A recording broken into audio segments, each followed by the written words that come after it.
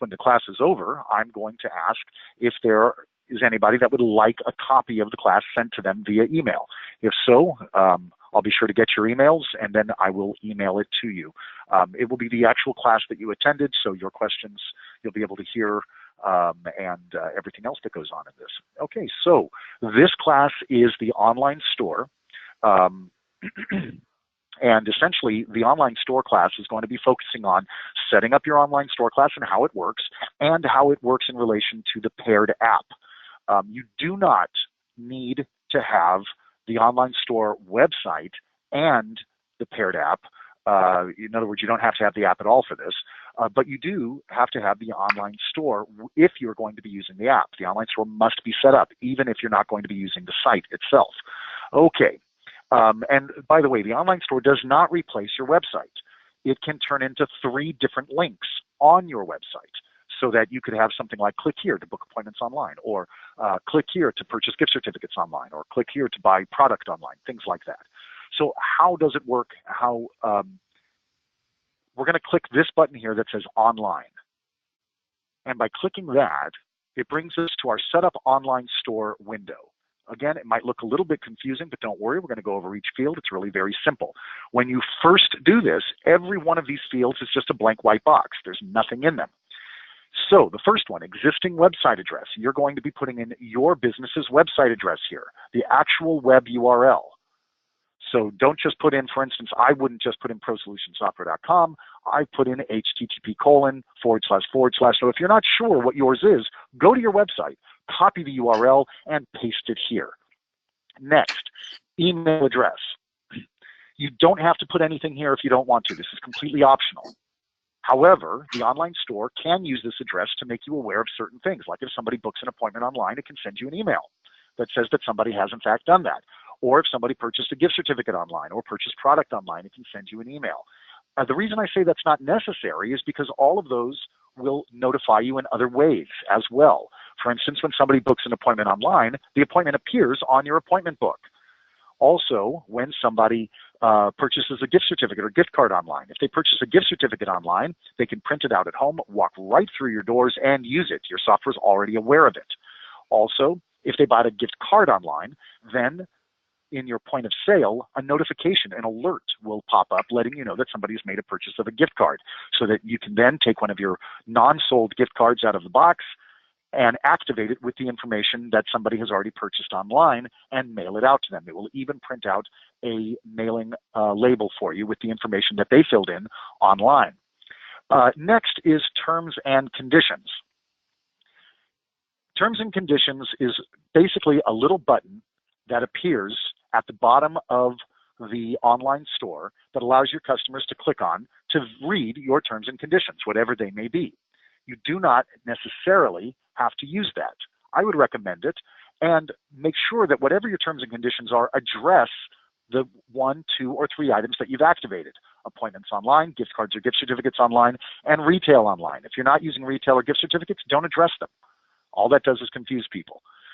The appointments online, for instance, if that's all you were using and you put in your terms and conditions, I would recommend, for instance, your cancellation policy and things like that. The bottom message also appears at the bottom of the screen in tiny little text. And again, you can leave that blank, or you can write whatever you'd like to write in there. So I've got Pro Solution Software Inc. 2017, all rights reserved. I've also seen things like, if you have any questions, please call, and a telephone number. Again, it's a tiny little line of text. Let's take a look at what I'm talking about. I'm going to open my online store right now. And my online store uses something called, I've created a phony business called Bella Renaissance Life Studio. So I made it a little bit smaller so you can see the whole thing. And down here at the bottom is what I'm talking about. Very small. Let's make that bigger so you can actually see it. Terms and conditions, click here, and my bottom line, Pro Solution Software Inc. 2017, all rights reserved. That's where those types of things show up. If you have set up your Darcy and you have put in your social media icons, they will appear here as well. All right, let's get back to the software. Okay, so we've written our bottom message. Next, we have our API login and API transaction key. If you, oh, by the way, both of you, please feel free to interrupt me with any questions that you have. because I've got a lot of information to give in a very short period of time, and so I can run right over you. If you wait to ask a question, you may forget it. Just interrupt me and say, hey, I've got a question, and I'll answer it. And of course, Rebecca, please feel free to just type in your question in the chat log, because I know you don't have a microphone.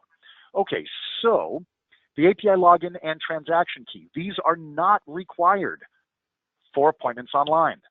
They are only required for gift certificate sales online or retail sales online, nothing else.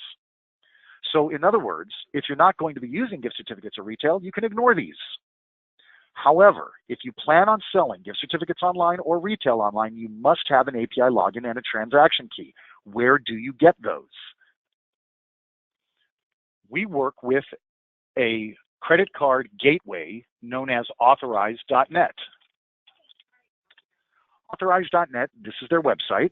And essentially what's going to be going on here is, whoever your credit card company is, whether you're using our preferred company or your own, you can get an online merchant ID from them. Now, an online merchant ID is different than the merchant ID you use in-house, and it must be different. Credit card companies do not allow you to use brick and mortar IDs for online sales. So contact whoever your credit card company is and get your online merchant ID.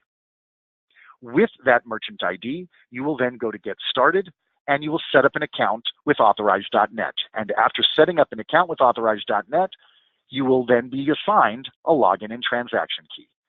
It is Authorize.net that we use as our payment gateway. So when your customers go through the process of purchasing a gift certificate online or a retail product online, and it asks them to put in their credit card information, and it processes their card and sends the money off to your bank through whoever credit card company you're using, that is done through that gateway. And that's why that API login and transaction key are required.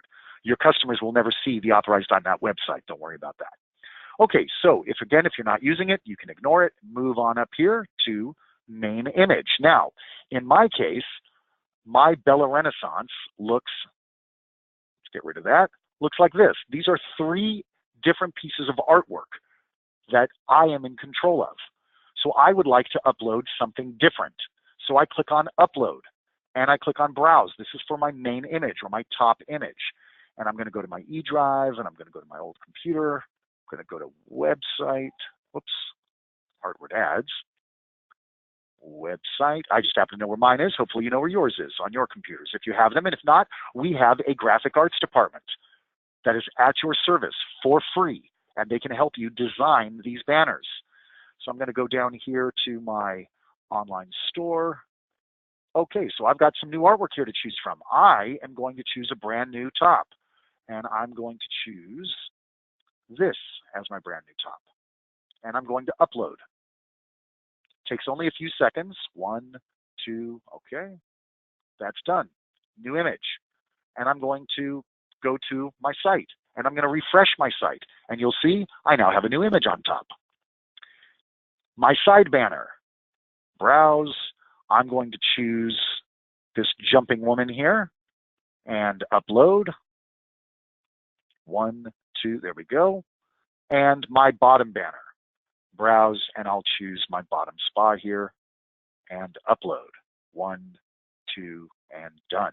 Okay, let's take a look. So we'll go back in here and refresh. I have changed the artwork, but it doesn't look right. You know, I've got my blues here and I've got all this green. So the next thing I'm going to do is change my main color. And the way you change your color is you click on the boxes, and that will give you a template to choose from. So I know that I now am going with more of a blue scheme, so I'm going to choose this blue here. But I don't think that's light enough. I want it to be really light. So I could just go with that and hit OK. Or I could define custom colors, and I'm going to drag this up, make it a little bit really light, and add that to my custom colors and choose that. There we go. Now I've got a new blue in there, and that's my main color. Then my background color. That's all of this wasted space you see here. It looks like wasted space, but of course this is formatted for your smartphone. So I'm going to go to my background color here, and I'm going to choose a nice dark blue and save my changes. So let's take a look. Let's go in here and let's refresh. Now it's starting to look a little bit better. I don't, however, like the color of these buttons here. I'm going to skip all of this and go down here to my button colors, which are currently green. And I can choose whatever I want from the list of colors you see here: blue, red, yellow, green, pink, brown, orange, and black. You should be able to find something that fits with your website scheme. I'm going to go with blue and save. Let's take a look. Let's refresh. Ta-da. Now it looks the way I want it to look. And if somebody went to book an appointment online, it looks more like this. So now we've got our main color, we've got our background color. Next is our font size. You can choose, it's defaulted to 3, by the way, and we recommend you just leave it at 3. The 3 number is going to be there, just leave it there. However, you could change it to 4 if you want them to be a little bit bigger, which I prefer. So I changed mine to 4. 3 or 4 though, that's it. Don't go with 5 or 6 or God forbid 12 or something like that. You might think, hey, 12 is pretty common, I'm going to go with it. It's going to make the words way too big, and it's going to mess with the format. 3 or 4 are your options. Standard size is 3, 4 is just a little bit bigger, but it will keep the proper format. Next is the font name. We have it defaulted to Arial, and we recommend that you leave it at Arial. It is the most commonly found font online next to Times New Roman, but I think it's a little bit better looking. And you can choose any font you like. You can put in any font that you have on your computer. I don't recommend it. Some people try to get fancy and they put in script or something like that. It makes it extremely difficult for your customers to read. I recommend leave it at Arial. We put it in there for you for a reason, and all computers have both Times New Roman and Arial and a handful of others as well. So Arial will be there for you. Next, the font color. Again, you're going to click on the boxes. So if I click on this, I get to choose a color. I chose black. I want my fonts, my wording to be in black. Now, I could have gone with any color I wanted, but notice my main color is light blue. The important thing that you need to know here is that the main color and the font color must have stark contrast. I have a very light blue, so I went with black. That's about as stark as you get. The reason for that is because if I had my main color as a dark purple and my font color was black, it's going to be very difficult to read. However, if I had a dark purple here, because that's this color scheme I wanted to go with, then I would want my font color to maybe be white or maybe yellow or something like that. Again, something that your customers will be able to read easily. The important thing to note is that you have a stark contrast. So if this is dark, this must be light. If this is light, this must be dark. Next, your hyperlinks. As you go through the system, you will find links that you can click on to take you to other parts of the store. I've said I want my hyperlinks to be this dark blue, which is about the color of most hyperlinks. Next, if my customer has already visited a hyperlink, then I want it to be burgundy. You can choose any color you like. This is the color I chose. Next, if my customer brings the mouse over a hyperlink, I want it to change its color so that they know they're about to activate that. And so I've made mine a hot pink, something that will be easily seen. Finally, my active hyperlink, I just made it the same color as my hyperlink. And of course, I had already changed my button colors. Once I'm done with all of that, I save, and my front page of my store is set up. So my front page looks like this. Your customers never have to see the front page. Each one of these buttons, Book Now, Products, and Gift Certificates, have their own unique URLs that you can then turn into a button on your website. So you could have on your website a button that said something like, click here to book appointments online. And if your customer clicked that button, it would take them directly to this page, bypassing this page altogether. Same thing with gift certificates or products. If they clicked on Buy a Gift Certificate Now, it would take them directly to this page, again, bypassing the front page. You still need to set up your front page so that everything else is proper. But your customers may never see it. It's entirely up to you. Okay? So let's go back into the software.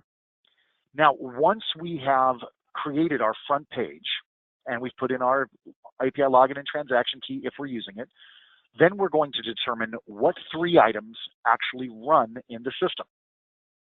And those 3 items are appointments online, gift cards or gift certificates online, and retail products online. So let's start with appointments online. You want to activate it, you just click this button and set it up. So my Setup Online Appointments window appears. Don't worry, I know it looks a little confusing. It's really simple. I'm going to go over it with you now. The welcome screen message. Mine says, and you write whatever you want in yours, Mine says, welcome to our online booking feature, blah, blah, blah, blah, blah. Notice at the very end of it, it says Mary. And the reason I have that in there, notice here, book now, it says Mary. Please feel free to log right in, Mary. Okay, I'm going to go back in here and I'm going to change that. I'm going to change that to Rebecca. And save. Your settings have been saved. Let's refresh this screen. And now it says Rebecca. The point that I'm trying to make here is that whatever you write here, your customers are going to see instantly. Whenever they go to this page, whatever you've written here, they're going to see. So go over your grammar, go over your spelling. You know, you never want to present a poor image of your business. So you write your message, then we have our confirmation message. Mine says, congratulations, you have successfully booked your appointment online. When your customers book themselves an appointment online, they will receive an email.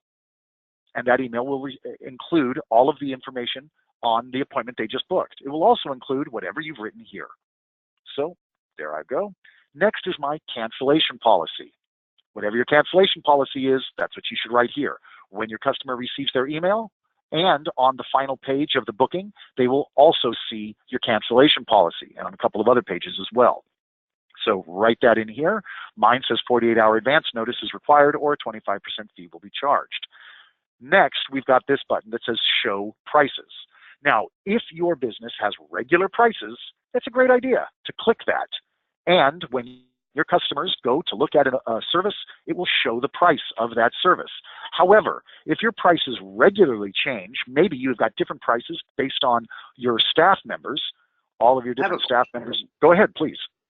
Where do you upload the pricing? Can you upload the pricing into this? No. Your pricing is set up in the actual software. So for instance, in the software, I go to set up my salon and spa services. And so for instance, I've got all of the groups are user defined. So you create your own groups. And within those groups, you have your services. So for instance, in my hair group, I've got an Aunt's Girl with haircut. That's my price.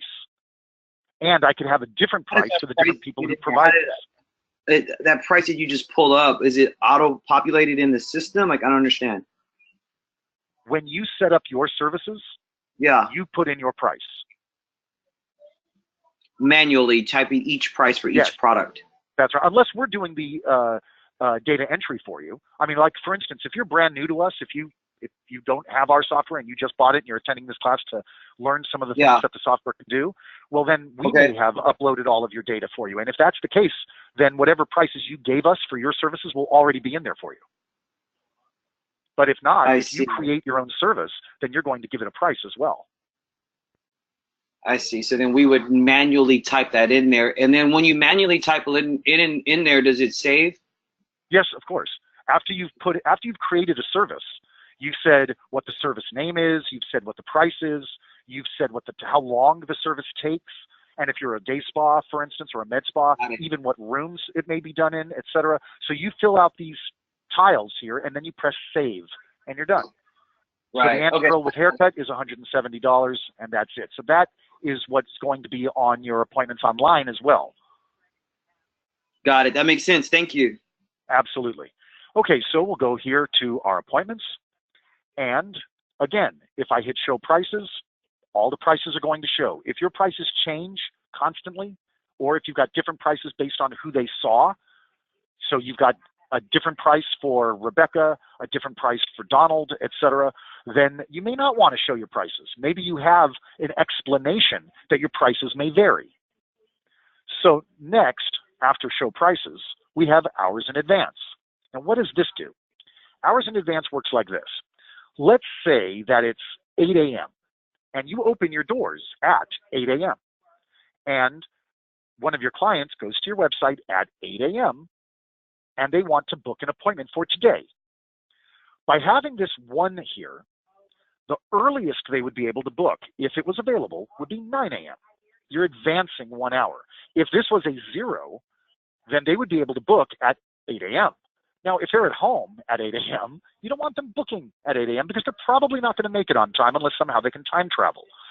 But by putting in an hour there, you're showing somebody at 8 a.m. the earliest possible appointment would be 9 a.m. That's what that does. It simply advances it 1 hour. And you can change that. I can make it a 10. I can make it at 12. Of course, if I made it at 12 and it was 8 a.m., the earliest appointment they would see would be at 8 p.m., so you may not want to do that. Again, you put in whatever you want there, if anything. If you leave it at 0, then they will be able to book for the exact same time that they are in the system at. Next, max days out. It works the same way as hours in advance, but it's based on a whole day. By having a 0 here, somebody this morning could book for this afternoon or for later this morning or something like that. But if I had a 1 here, then the first appointment they would be shown would be tomorrow. If I put a 2 in here, the first appointment they would be shown would be for the day after tomorrow. Again, it works the same way as hours in advance, but it's based on whole days. Next is my cancellation policy. This is the number of hours. Your customers are able to go into your website and look at their appointments that they have, whether they're using their app or they're using the website. They can look at the appointments that they have scheduled for themselves. And they are then able to say, oh, I can't make that one, and cancel it. If they do that, or if they want to do that, it must be outside of this many hours, whatever you put in. So if I put 480 in here, that would be 20 days. So they would have to, maybe you do that because you say, I don't want people unbooking their own appointments. I want them to have to call us. So by putting something like 480 in here, they would actually have to be at least 21 days out in order to unbook their own appointment. With a 48, they would have to be at least 3 days out. But if they were within 2 days, they would not be able to unbook their own appointment. They would have to call. Then we come down here to our booking color. Again, just like the other boxes, I can click on this box and choose a color. I happen to like this hot yellow, so that's what I went with. What this means is that when somebody books an appointment online, it will be this color. So you can have different colors for your different services. You don't have to, but you can have different colors for your different services. But you choose a unique color for appointments that are booked online, and that way when you're looking at your appointment book, it's really easy to see. Now, yes, they also have the word web next to them so that you know that it was booked online there, but that color should pop out at you as well. Next, we have only book on the. And I've got on the hour, on the half hour, on the quarter hour, on the 10-minute, and on the 5-minute. Understand this. Let's say that Donald is available tomorrow from 12 to 5. And I don't mean those are just his hours. I mean he's available. He's got nothing going on from 12 to 5. He's wide open. And if somebody wanted to book an appointment with Donald tomorrow, sometime between 12 and 5, they would be shown 12, 1, 2, 3, and 4. Those would be their options. If you had it set for half hour, then 12, 12:30, 1, 1:30, 2, 2:30, etc. On the quarter hour, 12, 12:15, 12:30, 12:45, 1 o'clock, 1:15, etc. All the way to 5. On the 10 minutes, starting to get a little bit crazy now. And on the 5-minute, those 5 hours that he's open would give them 60 options. 30 options, 20 options, 10 options, and 5 options. So to clean it up so that your customers are not sifting through 60 options, we recommend an hour or a half hour. However, these are options for you if you decide, you know what, got to have it, got to be able to squeeze them in, and that's fine. But again, we recommend hour or half hour so that your customers have something easy to choose from. I'm going to stick with on the hour. Once I've selected everything here on the left, I move over here to the right. Select which operators, groups, and or services will be restricted from online scheduling. Restricted. So everybody here, these are my staff members. Everybody that has a check next to them will not be available for booking online. So I cannot book an appointment with Lizette or Sally or Michelle or Sarah because they have a check next to them. Everybody who does not have a check is available to be booked online. That simple. Same thing for my groups and services. So I come down here to my groups, and I can put a check next to each group that I do not want to be able to be booked online. All of the services within that group then will be restricted, will not be able to be booked online. Next, I may have a group that I do allow to be booked online, like my massage group here. I allow my massages to be booked online, but there might be certain massages I don't want booked online, and that's where I go here under services. So even though I allow my massages to be booked online, I say my shiatsu 30, my physical therapy 30, and my Swedish 30 cannot be booked online. But my other shiatsus can, and my other Swedishes can, etc. Again, I have another question. Go ahead, please. Go ahead. Now, you're using the phrase book online, meaning that they can go to our website and then book an appointment through that service, right? Because currently we're booking through phone calls. Yes, that's exactly what I mean. They can go to your website and they can book themselves an appointment that will appear on your appointment book, or they can go to their app and book themselves an appointment right through their smartphone. Okay, and so how would I know if I have it? Well, it's got to be something on our website that I would need to check our website. Okay, never mind. Thank you. No problem. Notice down here on the very bottom, it says appointments URL. And here is the URL for appointments online. So if you said, after you've set all of this up properly, you said, I want to create a button on my website that says something like, to book an appointment online, please click here. And there's a little button there. Well, you would give this URL to whoever your web administrator is and tell them to turn that into a button for booking online. And then when your customers click that button, it would immediately take them to this page. Of course, it's going to look the way you want it to look, but there you go. Then they can book themselves an appointment online. Of course, if they're using the app, they're not being taken to this page. It's a different look and feel, but it still is controlled by this. Okay? And save. And exit. And that's it. Appointments online is up and running. So let's take a look, shall we? We'll save that and exit.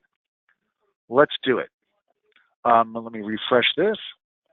And also, I want to show you this. Let's go into the appointment book here, and let's choose a hair service with Kathy. We'll do a blow dry and curl with Kathy for the fake client that I've created called Bella Bella. But I want you to see that on Tuesday, November 14th, at 1 o'clock, there is nothing there. I just wanted you to see that. So now, I think Kathy's one of the ones I allow to be booked online. Well, let's try. I'm going to go to log in. Now, your customer can create their own account and give themselves a username and password by creating their free account. So now, when they log in, they're able then to choose from a group of services like hair. And then they're able to, once they choose hair, and by the way, on the app and if you're in the cloud, this is instant. You don't have to wait for things to load like I just did. And then they choose a service like a blow dry and curl. And then after they've chosen their service, they get to choose who they want to see. And they can choose anybody. They can hit any operator, and it will do a round robin. Or they can choose a specific person, like Kathy. And now, what day do they want to book it for? Well, I would like to book it for today. Today is the 14th, so we'll click on Tuesday the 14th, and let's check the available times. Now, understand, it's starting at 2 o'clock. Because it's already 12:01, so 1 o'clock is not an option. You know why? Because I said advance 1 full hour. Well, so 1:01, it's already 12:01. So 1 o'clock's not an option anymore. So 2 o'clock is though. So I'll choose my 2 o'clock and continue to confirmation. Current treatment selected, blow dry and curl. Here we go. Below are the services that you've chosen to be scheduled. Blow dry and curl at 2 p.m. on 11/14/2017 with Kathy. Book appointment, or add another service to my cart and book them both, or start over. Wipe it out and start again. No, I'm going to book the appointment. Notice there's my 48-hour advance notice is required. All of this information is here for me. I can print this screen out. Also, I just received an email that gives me all of this information as well. Well, let's take a look. Let's go to our appointment book. And look, there's Kathy for Bella for a blow dry and curl. And it says web, and it's in hot yellow. It worked perfectly. And if I go to my hair group, there it is. Okay? So it worked just fine. That's appointments online. Any questions on that before I continue? Would you like to see what it might look like on the app? Rebecca or Donald, would either of you care to see what it looks like on the app? Yeah, that's fine. Okay, let's take a look. So I'm going to go to my, I believe I have a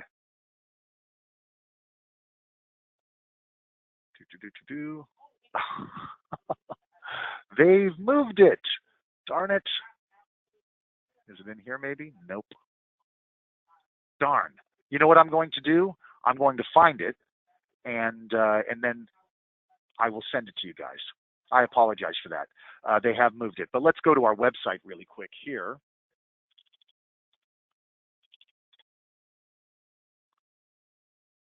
And I'll go to my solutions, and I'll go to my paired mobile apps. And this will give you a little bit of an idea. You have your app if your customer booked on Book, for instance, and the different things that it can do for your clients and the different things that it can do for your employees. So you can take a look at that, and it'll give you a little bit of information on the app and how it works. I apologize. They've moved it on me, and I don't have time to go searching for it because we're actually teaching a live class right now. But it's a really cool app, and I'd love to show it to you. So I will find out exactly where that is near the end of the class and have somebody show that to me. Okay, thank you, Rebecca. All right, so moving on. The next thing we're going to talk about is gift cards or gift certificates online. This is really simple. This is a lot easier than appointments online. As long as I've got my API login and transaction key, I just click on this, and I have different options. For instance, like my day of relaxation here. You may not have gift certificate packages. And if you don't, there would be nothing in this box, and that's fine. There's nothing wrong with that. Most people just go with dollar amounts anyway. And if you don't have packages, then they're just going to be dollar amounts anyway, and that's fine. So I'm going to go here to my shipping method, and I've got two different shipping methods. I've got FedEx overnight and USPS first class for card. Well, I want a third method. And by the way, when you do this, you have no methods. You need to create them all. It's really simple to do it. I'm going to show you how right now by creating an email method. I just type in the name of my shipping method, like email, and hit add. Whoops, I didn't give it a price.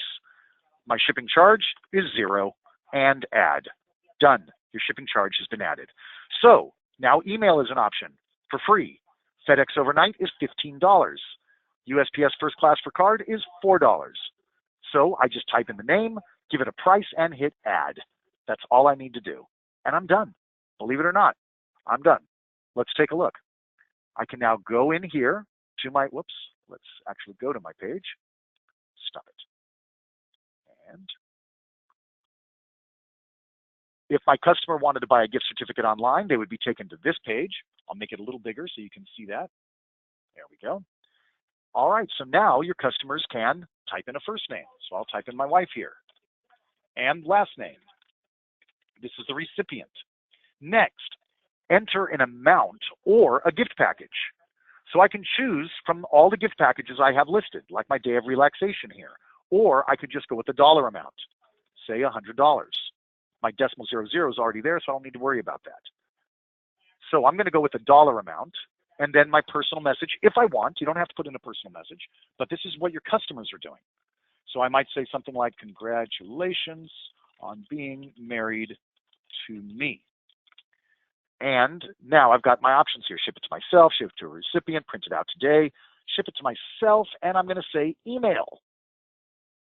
And continue. These are the gift certificates currently in your cart. Dina Wiggins for $100, subtotal, shipping, and total. This is a gift certificate that they're emailing, so there's no shipping charge. I can add another certificate to my order, or I can simply proceed. And when I proceed, I'm brought to this page. I can now choose my credit card type, put in my card number, the CVV, expiration, month and year, first name, last name, billing address, city, state, zip code, email, and contact telephone. All of this information is required. If I was shipping to a different address, I could check this box and put in, but I'm doing an email, remember, so I would certainly not do this. Notice it says when printing out a certificate, you do not have to fill these fields out. And after I fill all of this in, I hit process, and I'm done. If the customer did that and their card was processed successfully, they would have just gotten an email because the email address was one of the things they had to put in. And that email would include their receipt as well as their gift certificate. And that gift certificate will have your logo on it, it will have the information, and it will have a barcode on it. They can then print that out and walk right into your shop and use it. You don't have to do anything. They've already paid for it online, and they printed it out from home, and they can walk right in and use it. So it's not like it sends you an email and say, hey, somebody just bought a gift certificate, and now you go through the process of selling a gift certificate and then emailing it to them. Nothing like that at all. You don't need to do anything. They bought it online. They walk through your door and use it. Now, let's say they bought a gift card. A little bit different. When they go through the process of buying a gift card, they go through that same information. But of course, they're going to choose something like overnight or USPS first class, something like that. When they go through the process of that and they choose an address to send it to, then in your point of sale, in the software, an alert pops up that lets you know that a gift card purchase has just been made. If you have physical cards that you bought from us, you would then take one of those cards out of the box that you haven't sold yet, and you would click on that alert, and it would bring up all of the information. It's $100, it's for this person, this is the person who bought it, this is the mailing label. I can then swipe that card, and all of that information will now be associated with that card. And it'll even print out the mailing label for you. You can now stick it into a little envelope, put the mailing label on it, or write it out however you want to do it, put your stamp on it, and send it out. So that's a little bit different. They're buying a physical card. They cannot print a card out at home. With a paper certificate, you don't need to go through any of those. They can just email it to themselves and print it out. Okay? If they wanted the certificate actually shipped, they could go through the process of shipping. Then you would have to print it out there at the shop, however you do it, and mail it out to them. Okay? All right. Next is, let's go back to our store. Next is retail. So the customer would like to purchase products online. So let's go in here. We click on retail. You can have up to 10 what are called featured items. You do not have to have any featured items. And you could only have one if you want. And you can change them whenever you want. So you've got a new featured item every week or a new featured item every month or something like that. You can have up to 10 featured items. I've put in 6. After you've put in your featured items, if any, you then go down here to your shipping and you put in the amount that you're going to charge your customers for every product that ships. So if they buy one product, it's going to cost them $2.50. If they buy 3, it's going to be $7.50. 4, it would be $10, etc. Then we come over here to manufacturers, and we're going to restrict manufacturers by putting a check next to every manufacturer that does not want their products to be sold online. Many manufacturers are very concerned about diversion, and they do not allow certain products to be sold online or their lines to be sold online. So if that's the case, you put a check next to that manufacturer. Their products will not be available for sale online. Next, we have the categories of products that you offer. And you might say you want certain products to be sold online, but not all of them. So you check any categories you don't want sold online.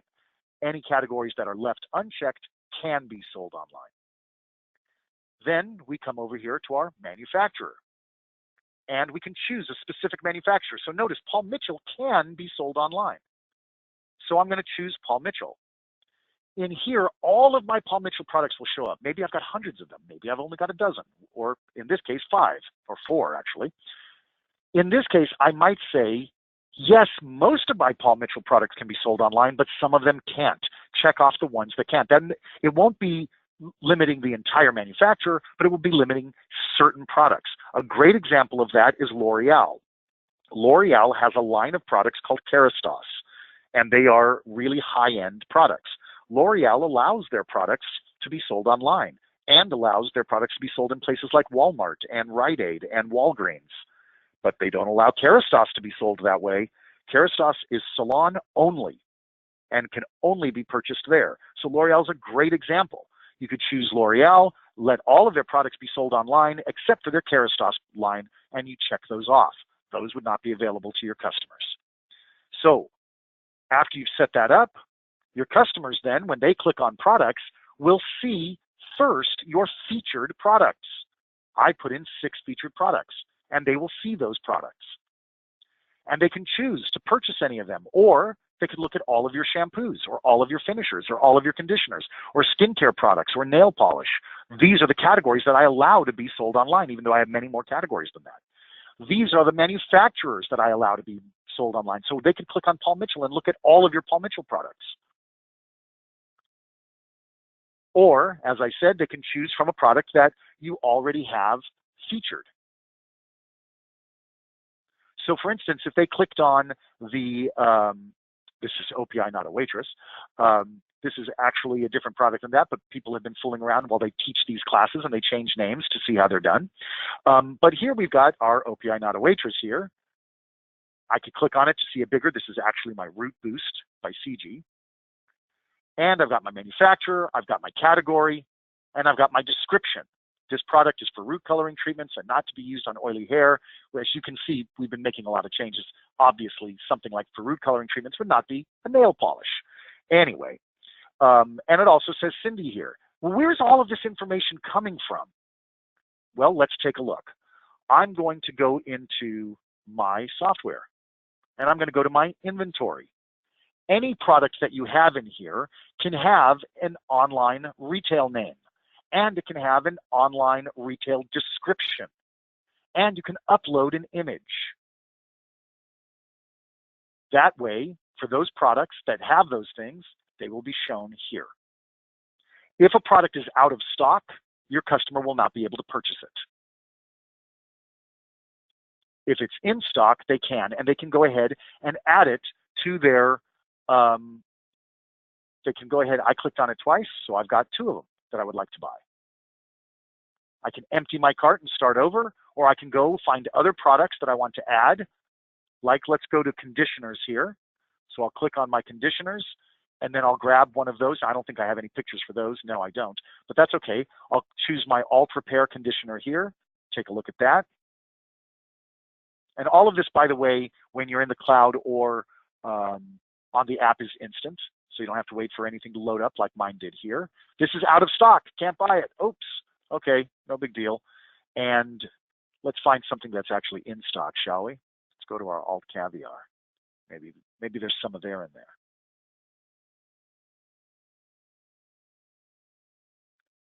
Oh, great, I chose another one that was out of stock. All right, let's go to my Paul Mitchell products. Maybe some of those are in there. Let's go to my Awapui keratin treatment. Any of those in stock?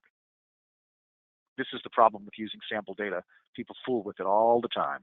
This one's in stock. Yay, I'm going to add it to my cart. And now I've got my OPI, not a waitress, OPI, not a waitress, and my Awapui keratin treatment. And now I can check out. Fill in all of my information. I can check here if I'm shipping it to a different address, if it's a different address than what I've already put here, and proceed to confirmation. If their card is approved for $52.50, the money's on its way to your bank, and in your sales screen, an alert pops up that an online purchase of product has just been made. You can click on the alert. It will tell you exactly what was purchased and to whom to ship it to. So you're going to fill your box, print out the mailing label, stick it on there, and ship it out. And that is the online store. Appointments online, gift cards, gift certificates online, and retail products online. That's it. Any questions on anything that I've just gone over with?